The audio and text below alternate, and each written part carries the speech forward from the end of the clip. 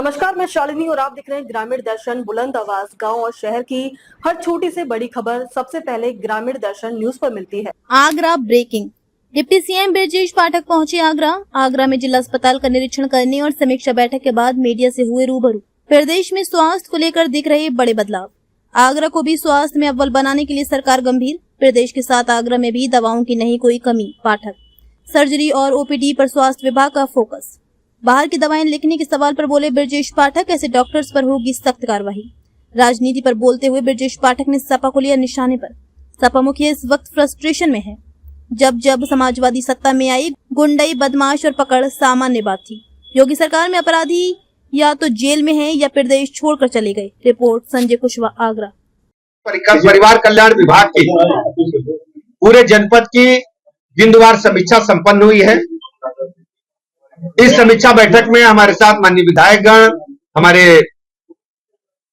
जिलाधिकारी महोदय, अन्य जनप्रतिनिधिगण उपस्थित रहे हैं। हर स्थिति में आगरा जनपद को सर्वश्रेष्ठ जनपद के रूप में हम सबको स्थापित करना है। हेल्थ सेक्टर में बेहतर से बेहतर लोगों को सुविधाएं मिले, उसके लिए कोई भी कमी नहीं रहने दी जाएगी। हमारे पास कोई भी दवाई की कमी नहीं है। स्टोर में सभी दवाइयां उपलब्ध हैं।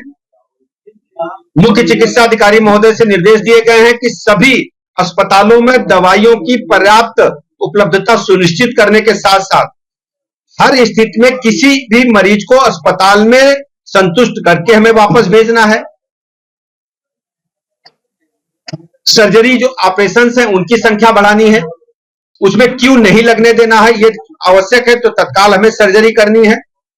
और जो स्वास्थ्य आरोग्य मंदिर से लेकर के डिस्ट्रिक्ट लेवल के हॉस्पिटल और मेडिकल कॉलेजेस में हर स्थिति में मरीजों को हम संतुष्ट करेंगे और उनको कोई परेशानी नहीं होने देंगे। 17 सितंबर से लेकर के 2 अक्टूबर तक माननीय प्रधानमंत्री नरेंद्र मोदी जी के जन्म दिवस से लेकर के महात्मा गांधी जी के जयंती तक हम लोग सेवा पखवाड़ा मनाने जा रहे हैं। उसकी भी बिंदुवार तैयारियों के निर्देश दिए हैं। सेवा पखवाड़ा के दौरान कई विभागों के समन्वय के साथ सेवा पखवाड़ा संपन्न होगा। स्वास्थ्य विभाग की विशेष जिम्मेदारी है कि रक्तदान शिविर, इसके अलावा हेल्थ कैंप बड़े स्तर पर लगाए जाएंगे, जिनमें मेडिकल कॉलेजेस और विशिष्ट जो हमारे चिकित्सक हैं, विशेषज्ञ चिकित्सक हैं, वो भी हेल्थ कैंप्स में उपलब्ध रहेंगे। उसमें हमारे माननीय सांसदगण, माननीय विधायकगण, माननीय अन्य जनप्रतिनिधिगण सभी कैंप में जाकर के मुख्य अतिथि के रूप में उनका उद्घाटन करेंगे और मरीजों के साथ बैठ करके। और सबसे बड़ी व्यवस्था हम लोगों ने की है, इस बार महिलाओं को और बच्चों को वरीयता के साथ अपने हेल्थ कैंप में ला करके उनकी चिकित्सा की व्यवस्था करेंगे, उनकी जांच करेंगे और सभी को हम अपने हेल्थ कैंप से जोड़ने के लिए एक बड़ा अभियान छेड़ने का काम। ऑपरेशन से संबंधित देखिए, मेडिकल कॉलेजेस में और जो स्वास्थ्य विभाग है, दोनों की व्यवस्थाएं अलग अलग हैं। जो जिला अस्पताल से लेकर के स्वास्थ्य आरोग्य मंदिर तक कोई भी दवाई बाहर से जो लिखेगा उसके खिलाफ कड़ी कार्रवाई की जाएगी। हम किसी को बर्दाश्त नहीं करेंगे। आज हमने साफ साफ निर्देश दिए हैं। मेडिकल कॉलेजेस में भी हमारे स्टोर में जो दवाइयां उपलब्ध है वो उपलब्ध रहेंगी और जेनेरिक मेडिसिन यदि आवश्यक है तो लिखने के इनको निर्देश दिए गए हैं। यदि कोई ब्रांडेड मेडिसिन लिखता है चिन्हित किसी को फायदा पहुंचाने के लिए, उसके खिलाफ कड़ी कार्रवाई सुनिश्चित। ऑक्सीजन प्लांट बना हुआ है, लेकिन बाहर से ऑक्सीजन ली जाती है, ऐसा क्यों? नहीं, ऑक्सीजन प्लांट हमारा जो है वो चल रहा है और यदि खराब है तो उसको दुरुस्त करा जाएगा। आपने जो सवाल उठाया है इसको हम जांच करेंगे। कौन सी मशीन खराब है? पैथोलॉजी की जांच।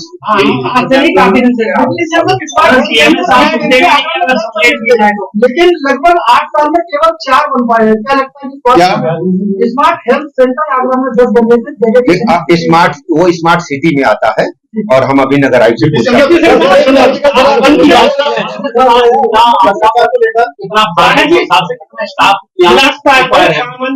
सामान्य हो रही है यहाँ पर, कैंसर की बोझ बन रही है।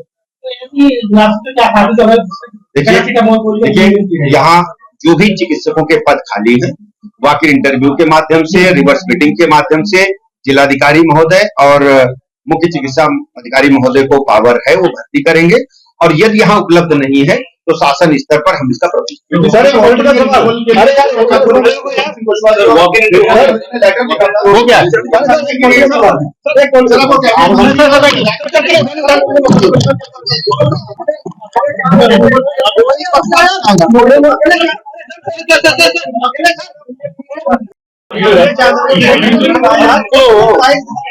देखिए, समाजवादी पार्टी के मुखिया पूरी तरह से फ्रस्ट्रेशन में है।